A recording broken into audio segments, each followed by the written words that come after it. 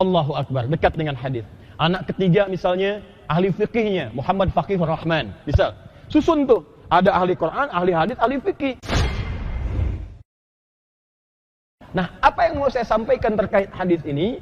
Proses orang tua memberikan nama kepada anaknya bukan dengan menggunakan kalimat thayyib, bukan khair, bukan juga ma'ruf, tapi lihat an yuhsina, ahsana yuhsinu. Kenapa Nabi menggunakan yuhsinu? Yuhsinu itu bentuknya fi'il mudhari. Kalau padanan dalam bahasa Inggris, mudhari itu punya 3 makna yang paling utama. Present, continuous, dan future. Sekarang, terus berlangsung, dan sampai kapanpun.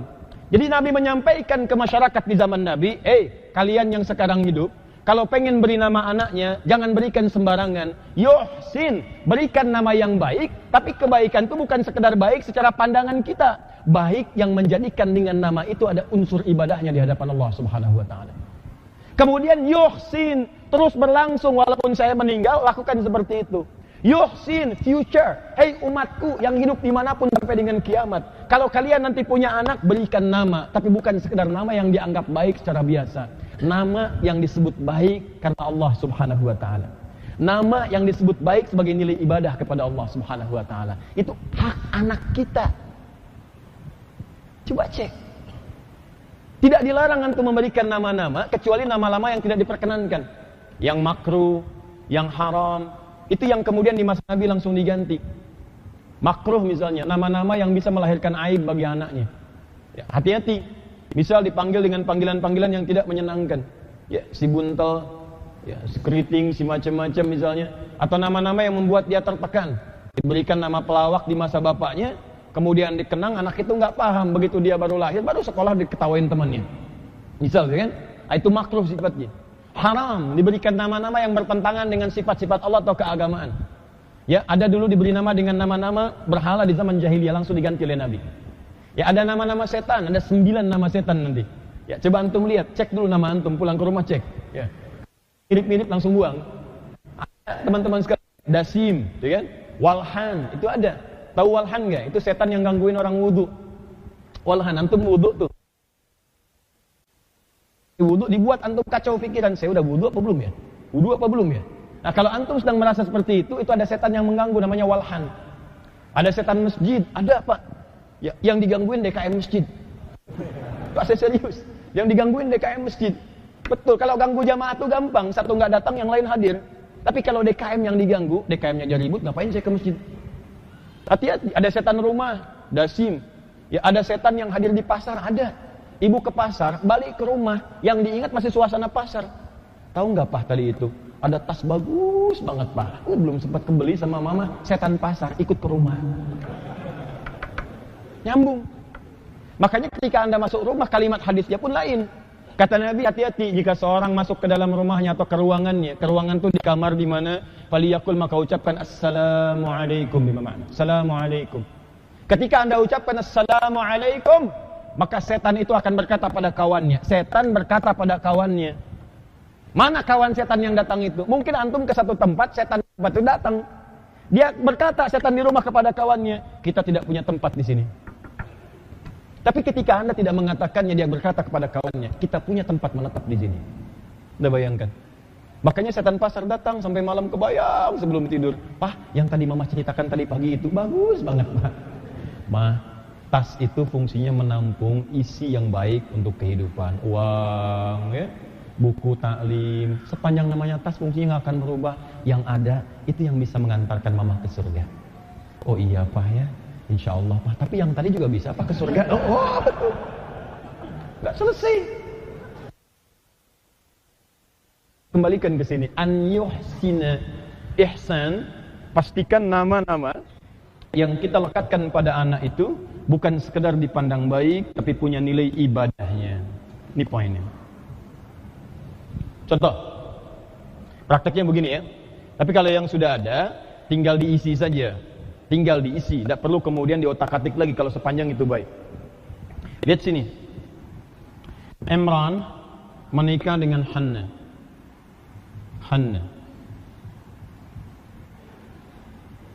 Menikah dengan Hanna, gini ya. Kalau saya buat sama dengan, nanti Imran sama dengan Hanna. Kemudian Hanna mengandung. sedang hamil, bernazar kepada Allah. Nah, ini poinnya. Supaya anaknya bisa menjadi anak yang sangat dekat dengan Allah. Alhamdulillah. Rajin ibadah, dekat, dan seterusnya. Kemudian setelah itu melahirkan. Quran surah ketiga ayat 36. Kalau antum mau baca dari kisah tadi bernazarnya dari 35, sekarang masuk 36-nya. Falamma wada'atha qalat rabbi inni wada'tuha unfa. Ketika lahiran, yang lahir perempuan. Diharap-harap laki-laki, yang lahir perempuan. Anak tuh unik. Pengen cepat, rasa lambat. Pengen lambat, ada lagi, gitu kan? Cepat. Pengen laki-laki, muncul perempuan. Pengen perempuan, muncul laki-laki. Karena ketika Allah menetapkan jenis kelamin untuk anak, itu adalah bagian dari cara Allah menyempurnakan sifat-sifat di kedua orang tuanya dan keluarganya. Kadang berharap laki-laki diberikan perempuan, karena sifat perempuan itu sifat yang paling mulia untuk menyempurnakan keadaan di orang tuanya. Kadang-kadang pengen anak yang seperti ini tapi dibuat aktif. Kenapa dibuat aktif? Supaya menggali potensi kedua orang tuanya. Ada yang dibuat diam supaya orang tuanya lebih kreatif dalam mendidik anaknya. Ada. Jadi anak itu unik, Pak, karena Allah memberikannya untuk menyempurnakan keindahan dalam keluarga. Jadi begitu dilahirkan perempuan pengen laki-laki, kata Allah, lihat kalimatnya.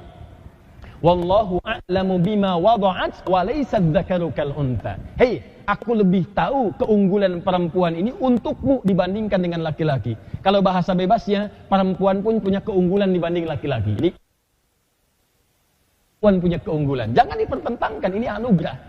Jadi kalau antum ada perasaan demikian, nanti laki-laki lahir perempuan, syukuri itu. Karena ternyata Allah memberikan apa yang antum butuhkan. Ingat, Allah hanya mengabulkan apa yang Anda butuhkan, bukan apa yang Anda inginkan. Jika keinginan Anda sesuai kebutuhan, dikabul. Tapi ketika keinginan tidak sesuai dengan kebutuhan, maka Allah memberikan yang terbaik untuk urusan dunia akhirat Anda.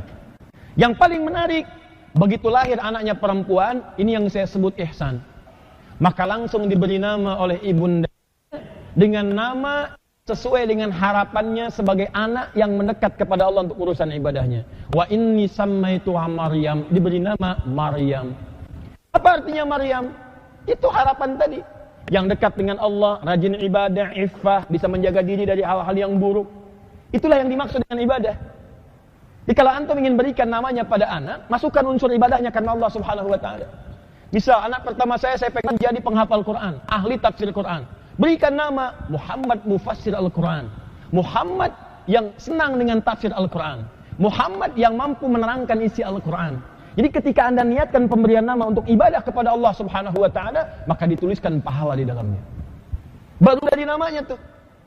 Ketika itu diteruskan jadi ikhtiar, seperti Hana dengan Imran berikhtiar untuk mewujudkan makna dari nama itu. Apa yang mereka lakukan? Dibikinkan tempat yang dengan tempat itu dia dididik untuk dekat dengan Allah, dibuatkan mihrab. Setelah itu dicari guru. Guru yang bisa membimbing Maryam ini tumbuh sesuai dengan makna namanya. Dicari orang soleh, pintar yang soleh. Yang pintar banyak. Tapi apakah setiap yang pintar soleh? Belum tentu. Yang pintar dan soleh pada saat itu Zakaria alaihi salam, pamannya sendiri. Ya, maka kemudian apa yang terjadi? Ketika ikhtiar ini sempurna, namanya diberikan unsur ibadah, diberikan tempat untuk menjaga dari hal yang buruk, fokus bisa ibadah, dicari orang soleh untuk membimbing ibadah sekaligus dia pintar, diterima ikhtiarnya oleh Allah. Baca ayat 37-nya. Fataqabbalaha rabbuha. Semua ikhtiar ini diterima. Ketika orang tua berikhtiar kemudian diterima, apa yang terjadi? Allahu Akbar. Wa ambataha nabatan hasana. Qabbalaha rabbuha biqabulin hasanin. Ya, lihat baik-baik. Fataqabbalaha rabbuha biqabulin hasanin. Wa ambataha nabatan hasana. Kemudian dirawat, kata Allah, saya akan merawat dia sampai dengan tumbuhnya. Dijaga oleh Allah tuh. Ya, tapi yang penting antum melihat, Imran itu bukan nabi. Bukan nabi, bukan rasul. Maryam bukan nabi, bukan rasul. Kenapa dibuat kisah yang bukan nabi, bukan rasul? Supaya jadi contoh bagi kita. Sehingga kita tidak ada cara lagi untuk ngeles. Nabi Ibrahim kan nabi, beliau kan rasul. Saya kan bukan nabi. Nih saya turunkan yang bukan nabi, yang bukan rasul. Dia bisa, kenapa kamu tidak? Wa kaffalaha Zakaria, kullama dakhala 'alaiha Zakaria al-mihrab wajada 'indaha rizqa. Anda bisa bayangkan, rizkinya dimudahkan oleh Allah. Anda beri nama anak yang baik, berikan cita-cita yang baik, Anda carikan sekolah yang bagus, cari guru-guru yang soleh, cari ikhtiar mencari rizki mewujudkan itu, maka kata Allah, kami yang rawat anak Anda nanti. Gak usah khawatir dengan rizkinya, saya yang dekatkan. Bahkan tanpa kamu sadari dari sisi yang tidak kamu duga. Ini yang jagain Nabi Zakaria, bawa makanannya, bawa pakaiannya, yang megang kuncinya beliau di mihrabnya. Setiap masuk sudah ada kebutuhannya. Kullama dakhala alaihi Zakaria al-mihrab wajada 'indaha rizqa. Qala ya Maryam anna laki hadha? Maryam, dari mana semua ini? Kata Maryam, qalat huwa min 'indillah. Perhatikan, anak yang dididik dekat dengan Allah untuk beribadah, maka kalimat pertama yang mengalir di lisannya Allah. Beberapa waktu yang lalu ada viral kan? Seorang anak ketika akan disuntik, ya Allah, ya Allah, ya Allah, ampuni aku ya Allah. Dia Masya Allah. Anda bisa bayangkan, karena orang tuanya mendidik dengan kalimat-kalimat yang mulia. Ya, coba silahkan cek anak-anak sekarang. Suntik, yo ayo, yo ayo, yo ayo. Nah, ya, katanya yang dimasukkan tuh itu. Indah, bisa nggak kita susun begitu tuh? Anak pertama siapkan ahli Quran, lillah, bismillah, Muhammad mufassir Quran. Anak kedua ahli hadis, Muhammad Mustafa Nabawi, misal, ya, Allahu Akbar, dekat dengan hadis. Anak ketiga misalnya ahli fikihnya, Muhammad Faqihur Rahman, misal. Susun tuh, ada ahli Quran, ahli hadis, ahli fikih. Lalu Anda ikhtiar, cari guru yang bagus, dekatkan dia dengan itu semua, didik dia, begitu tumbuh. Jangankan Anda tunggu akhiratnya, dunia bisa Anda nikmati. Anda lagi baca ada masalah, wah, apa maksudnya nih? Kakak, ini apa maksud tafsirnya? Oh ayah, itu ada di Quran surat sekian, ayat sekian, halaman sekian, posisi paling ini, ayah buka aja. Itu maknanya begini, begini, begini. Kalau hadisnya apa adek? Hadisnya ini ayah, hadisnya itu kalau Rasulullah SAW sekian-sekian, disebutkan di kitab anu, nomor sekian, jilid yang sekian. Wah, tapi kalau hukum fikihnya bagaimana? Adik bungsu sini, itu hukum fikihnya menurut 4 madzhab begini ayah, begini di kitab ini dan sebagainya. Allahu Akbar, kosong pengajian. Beres masalah di rumah. Itu indah. Jangan jauh-jauh deh. Anak Anda berikan nama dekat dengan Quran. Didik dia misalnya untuk menghafal Quran. Dia usia 2 tahun, tiba-tiba baca An-Naba, amma yatasaalun. Atau Anda pulang dari kantor, gak usah An-Naba deh, Al-Ikhlas dia baca. Anda pulang sedang capek dari kantor, tiba-tiba begitu masuk dia di ruang tengah, sambil main dia baca Bismillahirrahmanirrahim. Qul huwallahu ahad, Allahus samad, lam yalid wa lam yulad. Anda bisa menangis dan hilang semua lelah itu. Tiba-tiba Anda pangku anak Anda, main dengan dia dan sebagainya. Dan ada kebanggaan luar biasa. Demi Allah saya katakan, gak akan lelah antum dalam urusan dunia. Apalagi ketika dia sampai pada juz yang terakhir, pada surah yang terakhir, di ayat yang terakhir. Anda seakan mendapatkan satu anugerah yang tidak bisa diganti dan dinilai dengan apapun. Uang Anda gak akan ada nilainya. Begitu dia mengatakan di akhir hafalannya, bahkan dia pun bisa menangis. Di Al-Baqarah dia berjuang membaca An-Nas yang mudah, itu lisannya bisa berat karena tangisan mengalir dalam jiwanya. Begitu mau ditutup hafalannya sempurna, Qul a'udzu birabbin nas, nangis Pak, yakin saya, nangis. Tiba-tiba selesai itu sampai berita kepada Anda, di SMS Anda, Mama, Papa, alhamdulillah hari ini aku bisa menghatamkan Quran, hafal 30 juz. Apa yang terjadi pada Anda? Demi Allah saya katakan, Anda bisa tersungkur, sujud, mengalir air mata, dan seakan-akan dunia itu nggak ada maknanya sama sekali. Kalau Anda tidak percaya silahkan Anda coba. Kalau bukan anaknya, cucunya siapkan. Mesti ada satu di keluarga Anda yang dibanggakan. Masa iya keluarga sudah banyak, anak berikan sekian, cucu sekian, nggak ada satu yang ahli Quran. Siapkan. Seperti ibu tadi, dia pulang dengan penuh kebanggaan, bangga dia di hadapan Allah. 2 jam sebelum meninggal udah tertawa, udah siap dia, udah siap. Dan saya melihat malam ini suaminya begitu ikhlas. Ustaz, doakan insyaallah. Bilang, sudah, anak antum sudah selesai, gak usah dipikirin. Udah, antum maksimalin aja, berikhtiar, anak antum sudah selesai. Sekolahnya sampai S3, sudah selesai, gak usah pikirin.